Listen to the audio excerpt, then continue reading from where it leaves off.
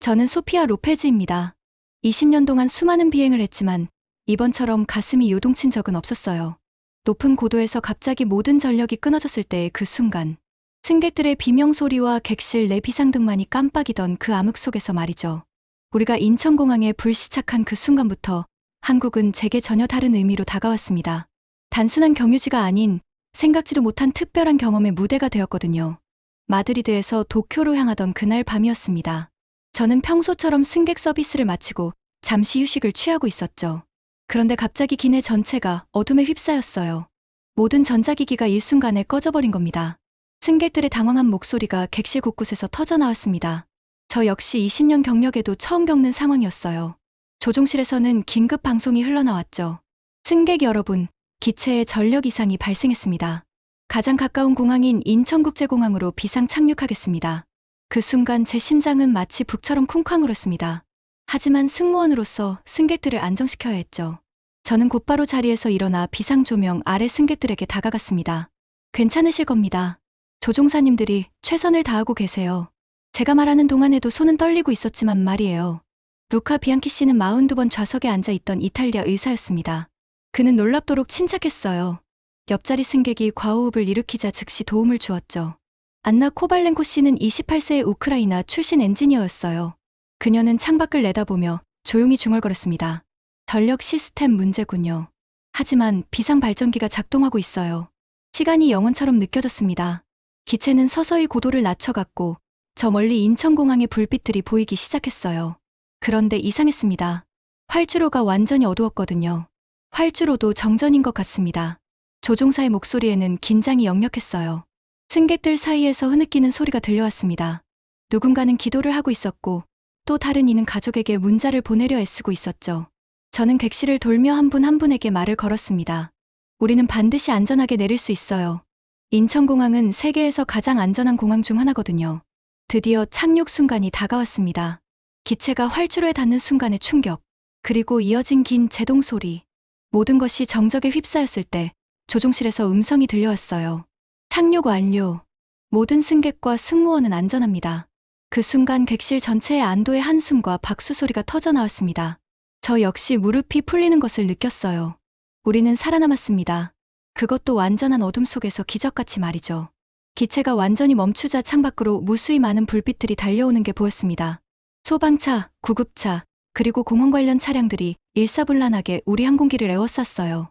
정전으로 어두웠던 활주로가 순식간에 대낮처럼 밝아졌죠. 출입문이 열리자 한국 소방관들이 가장 먼저 들어왔습니다. 그들의 첫 마디가 지금도 기억에 남아요. 모두 괜찮으신가요? 천천히 나오시면 됩니다. 완벽하지 않았지만 영어로 승객들을 안심시키려는 그들의 모습에 마음이 뭉클했어요. 이어서 들어온 의료진들은 승객 한 명 한 명의 상태를 꼼꼼히 확인했습니다. 루카 씨가 저에게 말했어요. 이렇게 신속하고 체계적인 비상 대응은 처음 보네요. 정말 전문적입니다. 공항 직원들은 우리를 터미널로 안내하면서도 계속해서 물어봤어요. 불편한 곳은 없으신가요? 필요한 것이 있으면 언제든 말씀해 주세요. 터미널에 도착하자 더욱 놀라운 광경이 펼쳐졌습니다. 비상 상황임에도 불구하고 공항 직원들은 모두 미소를 잃지 않고 있었어요. 마치 평상시 손님을 맞이하는 것처럼 정중하게 우리를 대했죠. 통역 직원이 승객들에게 상황을 설명했습니다. 항공기 점검으로 인해 이틀 정도 서울에 머무르셔야 할 것 같습니다. 모든 숙박과 식사는 공항에서 제공해드리겠습니다. 처음엔 일정 변경에 대한 불만의 목소리들이 나왔어요. 하지만 직원들의 진심 어린 사과와 배려에 승객들의 표정이 누그러들기 시작했습니다. 안나 씨는 공항 내 시설들을 둘러보며 감탄했어요. 이 정도 규모의 공항에서 갑작스런 비상 상황을 이렇게 매끄럽게 처리하다니. 시스템이 정말 잘 구축되어 있네요. 의료진들은 밤새 승객들의 컨디션을 체크했어요. 혹시나 하는 후유증이나 충격으로 인한 문제는 없는지 세심하게 살펴봤죠. 루카 씨는 한국 의료진과 대화를 나누며 계속 고개를 끄덕이고 있었습니다. 의료 시스템이 이렇게 체계화되어 있다니. 환자 중심적이면서도 효율적이에요. 같은 의사로서 깊은 인상을 받은 모양이었어요. 공항 측에서 준비해준 임시 휴게 공간에는 따뜻한 담요와 함께 한국 전통차가 준비되어 있었습니다. 처음 마셔보는 유자차의 달콤함이 지친 마음을 달래주었어요. 이런 세심한 배려까지. 저는 속으로 감탄했습니다. 단순히 업무적으로 처리하는 것이 아니라 진짜로 우리를 걱정해주는 마음이 느껴졌거든요. 다음날 아침이 되어서야 정확한 상황을 알 수 있었습니다. 기체의 전력 시스템 전체를 점검해야 하고 부품 교체까지 필요해서 최소 이틀은 더 걸린다는 거였어요. 처음엔 승객들 사이에서 불만의 목소리가 나왔습니다. 일정이 모두 틀어져 버렸잖아요. 회사에 어떻게 설명하죠? 하지만 공항 관계자가 나와서 성심성의껏 사과하고 대안을 제시했어요. 정말 죄송합니다. 최대한 불편을 드리지 않도록 최고급 호텔을 준비했습니다. 그리고 서울 관광도 무료로 제공해 드릴게요. 저 역시 예정에 없던 한국 체류가 어리둥절했어요. 15년간 승무원을 하면서 이런 경우는 처음이었거든요. 하지만 묘하게도 기대감이 들기 시작했습니다. 안나 씨가 제게 말했어요. 위기가 기회가 될 수도 있잖아요. 한국을 제대로 구경해 볼 좋은 기회인 것 같아요. 호텔로 이동하는 버스 안에서 가이드가 설명해 주었습니다. 한국은 사계절이 뚜렷하고 전통과 현대가 조화를 이룬 나라입니다. 짧은 시간이지만 한국의 매력을 느끼실 수 있을 거예요. 창밖으로 보이는 인천에서 서울로 이어지는 풍경이 신기했어요. 현대적인 건물들 사이사이에 녹색 공간들이 조화롭게 배치되어 있었죠. 루카 씨는 한국의 의료 시스템에 대해 계속 질문하고 있었습니다. 한국의 응급의료 시스템은 어떻게 운영되나요? 어제 공항에서 본 대응이 너무 인상적이었어요. 가이드는 자랑스럽게 대답했어요. 한국은 응급의료에 있어서 세계 최고 수준이에요. 골든타임 내에 환자를 치료할 수 있는 시스템을 갖추고 있거든요. 호텔에 도착하니 체크인 절차부터 달랐습니다. 직원들이 한 명씩 개별적으로 안내해 주면서 불편하셨을 텐데 푹 쉬시기 바랍니다라고 말해 주었어요. 방에 들어가니 한국 전통 간식과 함께 손편지가 놓여 있었습니다. 갑작스런 일정 변경으로 불편을 드려 죄송합니다. 짧지만 한국에서의 시간이 좋은 추억이 되길 바랍니다. 그 순간 깨달았어요. 이건 단순한 사고 처리가 아니라 진짜 마음에서 우러나오는 배려라는 걸 말이죠. 처음엔 불편한 일정 변경이라고 생각했는데 어느새 기대감으로 바뀌고 있었습니다. 그날 저녁 공항 관계자가 호텔로 직접 찾아왔습니다. 승객들 한 명 한 명의 안부를 묻고 불편한 점은 없는지 확인하러 온 거였어요. 혹시 약이 필요하신 분이나 특별히 도움이 필요한 분이 계시면 언제든 연락 주세요. 담당자의 말에 진정성이 느껴졌습니다. 한 승객이 지병으로 인해 복용하던 약이 떨어졌다고 말했어요. 그러자 즉시 의료진이 파견되어 진료를 받을 수 있도록 도와주었죠. 루카 씨는 이 과정을 지켜보며 계속 감탄하고 있었습니다. 이런 세심함은 정말 대단해요. 환자의 입장에서 생각하는 의료 서비스네요. 루카 씨의 말에 저 역시 고개를 끄덕였습니다. 공항에서 제공한 식사도 놀라웠어요. 단순히 배를 채우는 음식이 아니라 한국의 맛을 제대로 느낄 수 있는 정성스런 한식이었죠. 김치찌개와 불고기, 그리고 다양한 반찬들이 나왔습니다. 이 맛있는 음식이 뭐예요? 안나 씨가 호기심 가득한 표정으로 물어봤어요. 김치예요. 한국의 대표적인 발효 음식입니다. 직원이 자세히 설명해 주었어요. 몸에도 좋고 한국 사람들의 소울푸드라고 할 수 있죠. 저는 김치의 독특한 맛에 처음엔 당황했지만 먹을수록 매력을 느끼게 되었어요. 매콤하면서도 시원한 맛이 피로를 풀어주는 것 같았거든요. 밤이 되자 의료진이 다시 한번 라운딩을 돌았습니다. 혹시나 하는 후유증이나 컨디션 난조를 체크하기 위해서였어요. 꼭 필요한 것만 묻고 빠르게 끝날 줄 알았는데 생각보다 꼼꼼했습니다. 간호사가 한 명씩 돌며 세심하게 체크했어요. 루카 씨는 한국 의료진과 전문적인 대화를 나누고 있었습니다. 응급 상황에서의 트라우마 관리가 정말 체계적이네요. 이런 시스템은 다른 나라에서도 배울 만해요. 그는 특히 환자 중심의 의료 서비스에 깊은 인상을 받은 것 같았어요. 기술적인 치료뿐만 아니라 심리적 안정까지 고려하는 게 인상적입니다. 공항 측에서는 다음날 서울 투어 일정까지 상세하게 준비해 주었어요. 단순한 관광이 아니라 한국 문화를 체험할 수 있는 알찬 코스였죠. 경복궁에서 전통 문화를 느끼시고 북촌 한옥마을에서 한국의 옛 모습을 보실 수 있어요. 그리고 동대문 시장에서는 현대적인 한국의 활기를 경험하실 거예요. 그날 밤 저는 창밖을 바라보며 생각했습니다. 처음엔 예상치 못한 불편함이라고 여겼던 이 상황이 점점 특별한 경험으로 바뀌어 가고 있다는 걸 말이에요. 다음날 아침 설레는 마음으로 서울 투어에 나섰습니다. 첫 번째 목적지는 경복궁이었어요. 버스에서 내리자마자 웅장한 궁궐의 모습에 압도당했습니다. 와, 이런 건축물이 서울 한복판에 있다니. 안나 씨가 감탄사를 연발했어요. 현대적인 빌딩들 사이에 이런 전통 건축물이 완벽하게 보존되어 있네요. 가이드가 경복궁의 역사를 설명해 주었습니다. 조선시대 왕들이 살았던 궁궐이에요. 600년이 넘는 역사를 가지고 있죠. 근정전 앞에 선이 마치 시간여행을 한 것 같았어요. 화려하면서도 웅장한 건축미에 저절로 감탄이 나왔습니다. 특히 처마의 곡선미와 단청의 아름다운 색감이 인상적이었어요. 이 건물들이 모두 못 하나 쓰지 않고 지어졌다고 해요. 전통 목조 건축 기법이죠. 가이드의 설명에 루카 씨가 놀라워했습니다.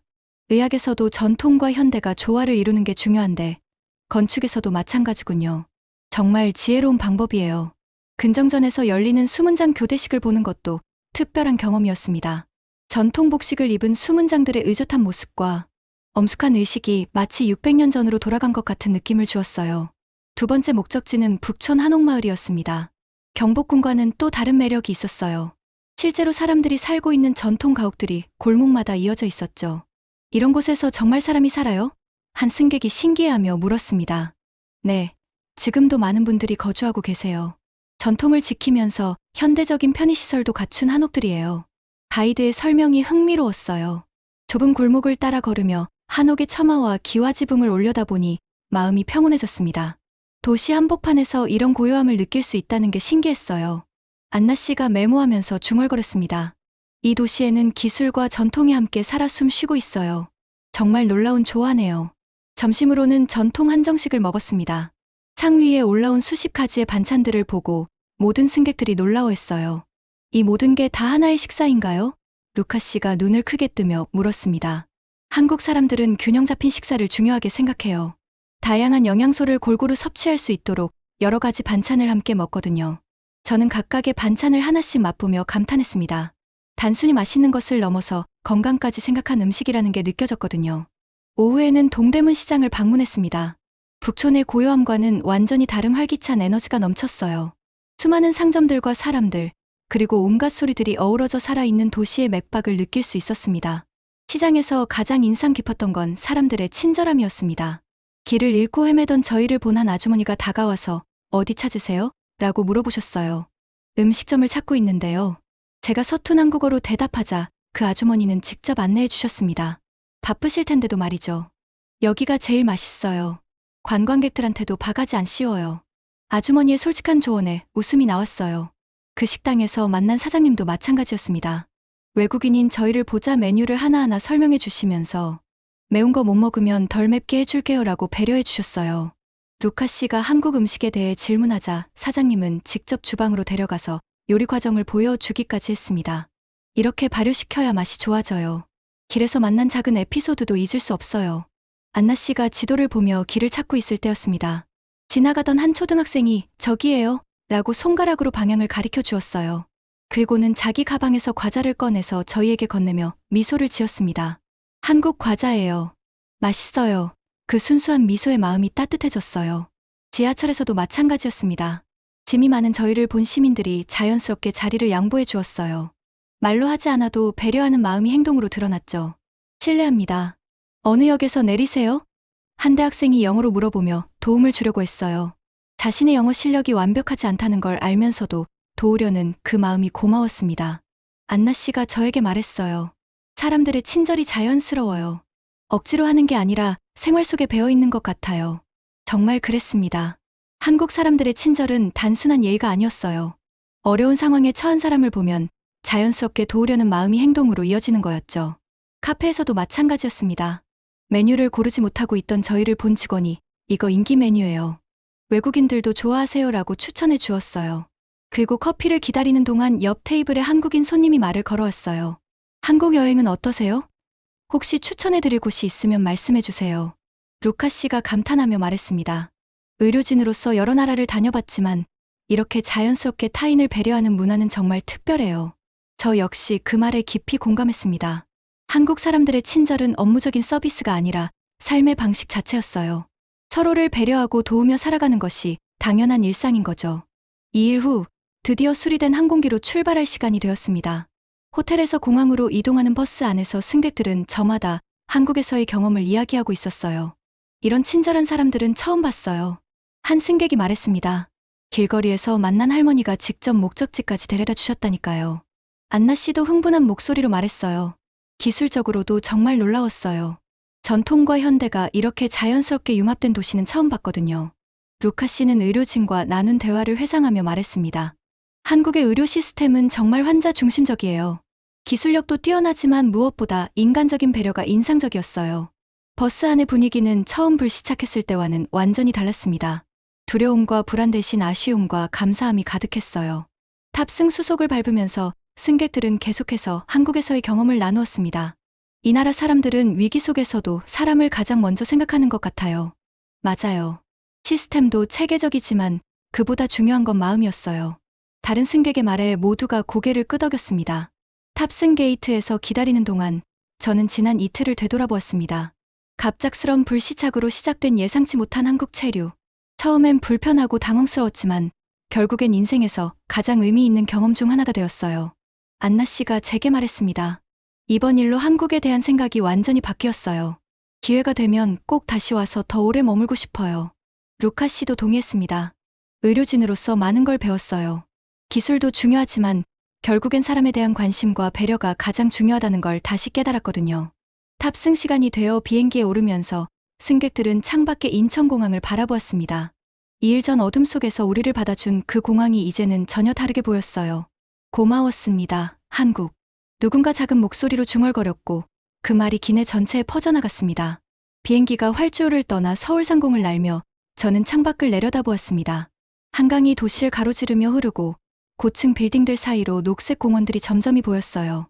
2일 전과 같은 풍경이지만 제 눈에는 완전히 다르게 보였습니다.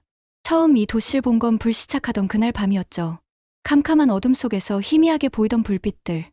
그때는 그저 비상 착륙해야 할 낯선 땅이었어요. 하지만 지금은 저에게 특별한 의미가 된 도시가 되었습니다. 옆자리에 앉은 안나 씨가 노트북을 꺼내서 뭔가 열심히 타이핑하고 있었어요. 뭘 쓰고 계세요? 라고 물으니 미소를 지으며 대답했습니다. 한국에서 본 걸 정리하고 있어요. 엔지니어로서 정말 많은 걸 배웠거든요. 특히 위기 상황에서의 시스템, 운영과 인간적 배려의 조화가 인상적이었어요. 루카 씨는 창밖을 바라보며 깊은 생각에 잠겨 있었습니다. 저도 의사로서 많은 것을 느꼈어요. 의료 기술도 중요하지만 결국 환자를 대하는 마음이 가장 중요하다는 걸 다시 깨달았습니다. 승무원인 저 역시 마찬가지였어요. 15년간 수많은 승객들을 만나왔지만 이번처럼 깊은 인상을 받은 적은 없었거든요. 위기 상황에서 보여준 한국 사람들의 모습은 정말 특별했어요. 기내에서 승객들과 나눈 대화들이 하나씩 떠올랐습니다. 한국 사람들은 정말 따뜻해요. 시스템도 체계적이지만 사람에 대한 배려가 느껴져요. 위기 속에서도 미소를 잃지 않는 게 대단해요. 생각해보니 정말 그랬어요. 갑작스러운 비상 상황에도 불구하고 공항 직원들은 당황하지 않았어요. 오히려 우리를 안심시키려고 노력했죠. 그리고 그것이 단순한 업무가 아니라 진심에서 우러나오는 배려라는 게 느껴졌어요. 의료진들의 모습도 마찬가지였습니다. 밤늦은 시간에도 승객들 한 명 한 명을 돌보며 컨디션을 체크했어요. 혹시나 하는 후유증은 없는지, 불편한 곳은 없는지 세심하게 살펴봤죠. 길에서 만난 일반 시민들의 친절함은 더욱 인상적이었어요. 길을 물으면 바쁜 중에도 정성껏 안내해주고 아이들은 낯선 외국인에게 과자를 나눠주며 미소 지었죠.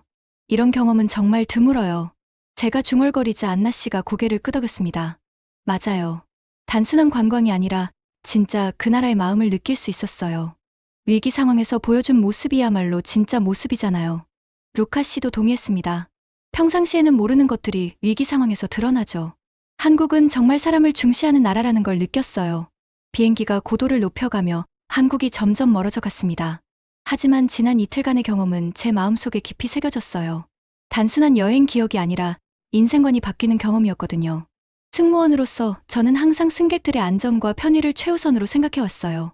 하지만 한국에서 본 것은 그것을 뛰어넘는 진정한 배려였습니다. 업무를 넘어선 인간적인 따뜻함이었죠. 앞으로 제 일을 할 때도 이런 마음가짐을 잊지 않겠다고 다짐했어요.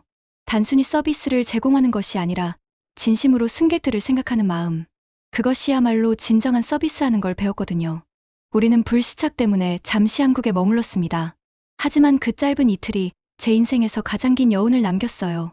한국은 단순한 여행지가 아니라 위기 속에서도 빛나는 나라였습니다. 그리고 그 빛의 근원은 바로 사람들의 따뜻한 마음이었죠. 앞으로 이런 감동적인 한국의 이야기가 더 많은 분들에게 전해질 수 있도록 구독과 좋아요 부탁드려요. 여러분의 작은 클릭 하나가 한국의 문화가 전 세계로 뻗어나가는 큰 힘이 됩니다. 다음에도 더욱 놀라운 한국의 이야기로 찾아뵙겠습니다. 감사합니다.